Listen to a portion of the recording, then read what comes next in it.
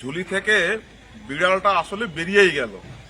আমরা কি দেখলাম, এতদিন পর রেলওয়ে 2018 থেকে কন্টিনিউ এনওসির জন্য চেয়ে এসছিল।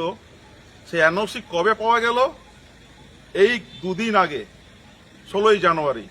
তার মানে এর আগে তারা যে দাবি করেছে রেল অসহযোগিতা করছে, তারা যে অসত্য কথা বলেছে, তারা যে মানুষের সাথে প্রতারণা করেছে, তারা যে মিথ্যা কথা বলেছে, সেটা প্রমাণিত হয়।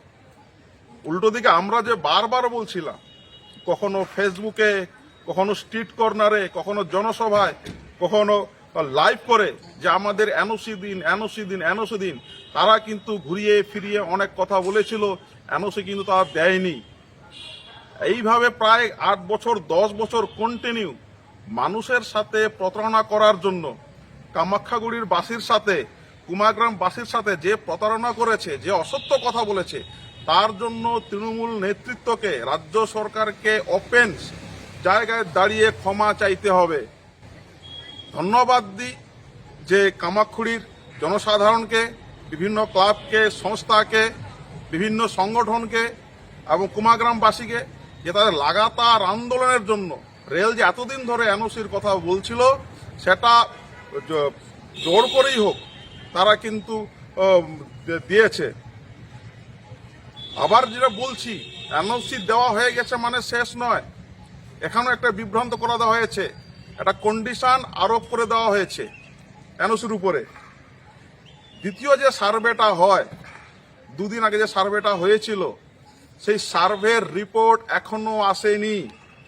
ল্যান্ড অ্যান্ড রিহ্যাবিলিটেশন যে রিপোর্টটা আছে, মানে পুরো খরচ কত হবে, কি হবে না হবে, তার হিসাব এখনো রেলকে দেওয়া হয়নি।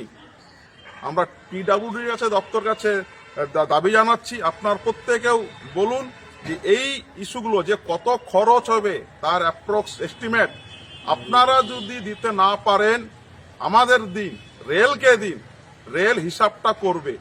অলরেডি এনওসি দেওয়ার পর রেল তার কাজ শুরু করে দিয়েছে।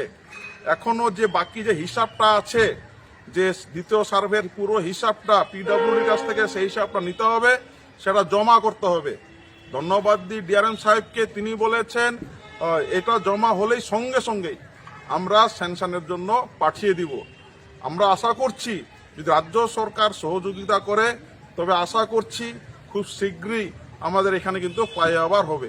আমি আবার বলে দিয়ে যাচ্ছি, সমস্ত রাজনীতির ঊর্ধ্বে উঠে আমরা সবাই মিলে যদি এই সমস্ত বিষয়গুলো দেখি, ঘুরে ফিরে শুধু কামাখ্যাগুড়িবাসী নয়, সমস্ত কুমারগ্রামবাসী কিন্তু এত উপকার হবে। আমি চাইবো আপনার প্রত্যেকেই সহযোগিতা করুন এবং যে যে ইস্যুগুলো বলেছি সেটা আপনারা প্রোভাইড করুন।